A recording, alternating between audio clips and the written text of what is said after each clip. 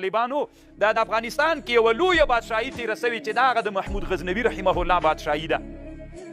د ده په لمسیو باندې بس بیا ختمه سوې ده. په هلمند کې د قلیبوس کې یوه د لمسي کلا وله، بس طالبانو د لمسۍ ته چې خبر راغلی نوره ړنګه سوې ده. دی زمن ول المسیان ول طالبانو.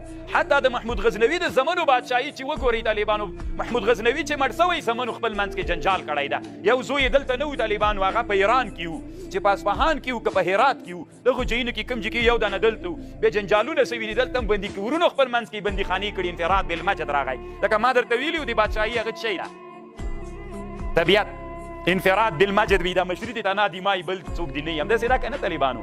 بیا څوک خوښوي نو د بادشاهي طبیعي عمر څو کاله ده؟ 120 کاله ده. که ښه لاړ سي 120 کلو پورې رسیږي.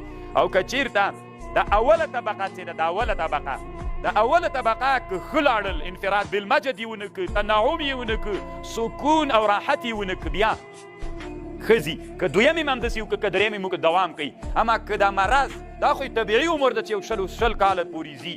اما کله کله د انسان هم علما د علمي طب وایي د انسان 120 کاله عمر د طبیعي، خو کله کله یې منځ کې څوک راګیر کي، مرض یې راګیر کي.